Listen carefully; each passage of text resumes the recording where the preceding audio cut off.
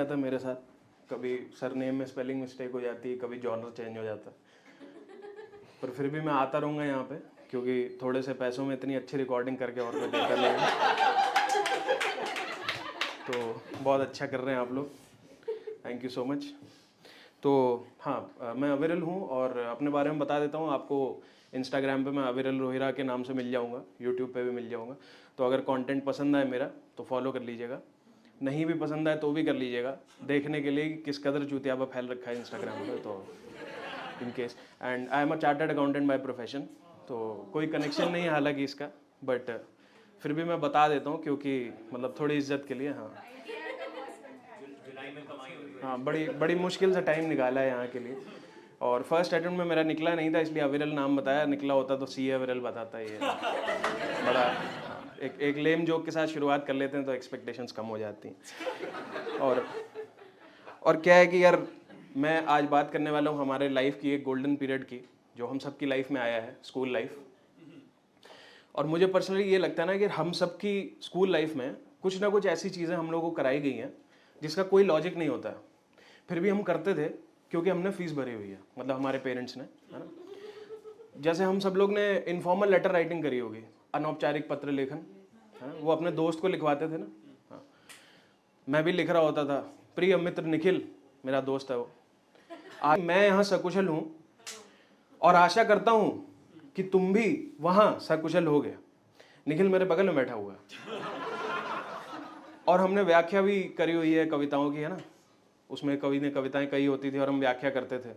उसमें हम कहते थे प्रस्तुत पंक्तियों में कवि कहना चाहता है कि, और फिर एक पेज की व्याख्या होती थी। मुझे आज तक ये नहीं समझ में आया कि जब कवि ने कविता कह दी है तो हम सिर्फ कविता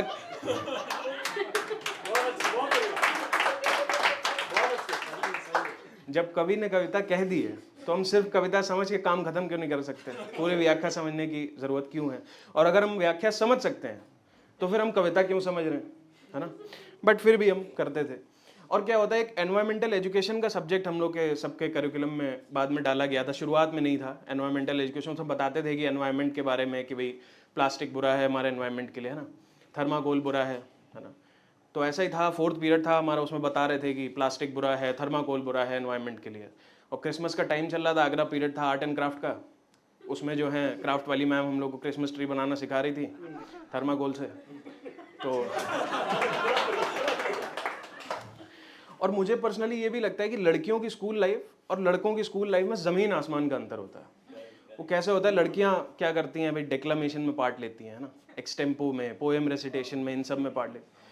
मेरी क्लास के लड़के पता क्या करते थे, वो रिसेस होता है ना, ब्रेक टाइम होता है, रैंडमली किसी भी क्लास के बाहर जा खड़े हो जाते थे, किसी भी लड़के को आवाज़ देते, सुनो इधर आओ। लड़का आया, एक बात बताएं। लड़का कहता था हाँ बताओ, गांड मराओ तो बताएं। क्या क्या लॉजिक है इस बात का? और मेरा एक दोस्त है आशीष, मुझे छत पे लेके जाता था वो। हाँ, हंस लो पहले, मुझे आदत नहीं है, 5-6 ऑडियंस की आदत है, तो पॉजेस की आदत नहीं है मुझे। मेरा एक दोस्त है आशीष, मुझे छत पे लेके जाता था, वो वहाँ से सीढ़ियों के साइड से नहीं होता जहाँ से कॉरिडोर दिखता है, पूरा ग्राउंड फ्लोर दिख रहा होता है। वो कहता था अविरल भाई एक कंपटीशन करेंगे। मैंने क्या कंपटीशन? कहता यहाँ से नीचे थूक फेंकेंगे, देखेंगे सबसे नीचे किसका पहुँचता है। ये सब भी मतलब मैं अपनी बात कर रहा हूँ क्योंकि मैं जीतता था उस कंपटीशन में। और नहीं, लड़के जहाँ डूबते हैं मैं वो चीज़ें नहीं देखता। पर और हाँ, स्कूल लाइफ शायरी नहीं करूँगा क्योंकि आती नहीं है मुझे, तो जो आता है वही करना चाहिए। स्टैंड अप कॉमेडी भी शायद आप लोगों को लगे कि मुझे नहीं आती है, पर फिर भी ट्राई तो कर सकते हैं। और क्या है कि मुझे स्कूल लाइफ से हट के ये लगता है कि लड़के झूठ भी इनवेरिएबली बोल लेते हैं, लड़कियां उतना नहीं बोल पाती हैं। और खास करके अगर एक लड़कों का ग्रुप है जो कि रिलेशनशिप में है उनमें से कोई, और आप सिंगल हो, तो सारे झूठ आप पे ही बोले जाते हैं। हाँ, मैं एक बार घर पे बैठा हुआ था, मेरे दोस्त का मैसेज आया, हाय भाई आदि पुरुष देखने आया हूँ। 10 सेकंड बाद मैसेज आया, तेरे साथ। हाँ, मैंने कहा मतलब, कहता भाई गर्लफ्रेंड के साथ आया हूँ, घर पे बता नहीं सकता। मैंने कहा ये तो बड़ी डेंजरस सिचुएशन है। कल को मैं घर पे आराम से बैठा हूँ, मुझे मैसेज आ जाए, हाय भाई 45 लाख रुपए का होम लोन लिया है तेरे साथ। मैं यहाँ कॉमेडी कर रहा हूँ, पता लगा घर पे रिकवरी एजेंट खड़े हुए हैं पेलने के लिए। और क्या होता है, हम सब में से स्कूल लाइफ में सब लोग अपना स्कूल ट्रिप्स पे ज़रूर गए होंगे। तो मैं कानपुर से हूँ, हम लोग लखनऊ ले जाते थे, 2 घंटे लगते हैं, तो वही हम लोग के लिए स्कूल ट्रिप होती थी। तो वहाँ पे हम लोग को एक प्लानिटोरियम ले गए। प्लानिटोरियम पता है सबको, वहाँ पे सोलर सिस्टम के बारे में बताते हैं, सोलर सिस्टम के बारे में डॉक्यूमेंट्री दिखाते हैं ना। तो उसमें सब बैठ गए, वहाँ पे भी लड़कियाँ फेवरेट टीचर के पास बैठ के ध्यान से सुन रही थी, और लड़के वहाँ पे अपना ऑब्वियस रीजंस के लिए, वो सोलर सिस्टम की मूवी चल रही थी वहाँ पे। तो पहली बात तो मैं देश के सारे लड़कों से ये पूछना चाहता हूँ कि कहीं भी किसी रूम में लाइट चली जाए अचानक से, तो वो ओ ये क्यों करने लगता है? अभी यहाँ भी लाइट चली है ना, यहाँ भी शुरू हो जाएंगे कोई। तो वहाँ पे लाइट चली गई बीच में अचानक से, तो वहाँ पे शुरू हो गए सब ओ।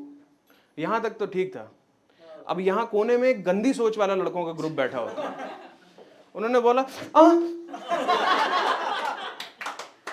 मैंने कहा भाई मत करो ये, अभी पीटी वाले सर और साइंस वाली मैम का मूड बन जाएगा, आसपास कोई स्कूल ट्रिप पे आए हुए हैं भाई, क्या कर रहे हैं। और क्या होता है कि भाई जैसे लड़कियों का या किसी बेस्ट फ्रेंड का, लड़कियों के किसी बेस्ट फ्रेंड का बर्थडे होता है, तो बड़े अच्छे से वो इंस्टाग्राम पे विश करती हैं, हे हैप्पी बर्थडे ब्यूटीफुल सोल, है ना, may you get all the happiness in life.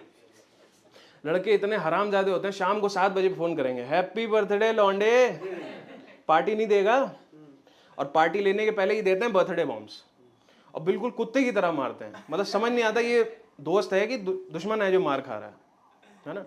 और बर्थडे, मैं इतना सहम गया था बर्थडे बॉम्ब्स के बाद कि मैंने लोगों को बोलना बंद कर दिया था कि मैं तो पैदा हुआ ही नहीं हूँ भाई। मुझे ऑर्डर किया था मेरे घर वालों ने अमेजोन से, और डिलीवर होने के बाद मेरे फादर ने वापस करने की भी कोशिश की थी। उन्होंने ये कहा कि भाई जब सीए कराने के बाद, इतना पढ़ाने लिखाने के बाद, इसको शनिवार इतवार जोकरगिरी करनी है तो वापस कर देते हैं, है ना। Thank you so much guys, that's been my time. Please give it up for our host.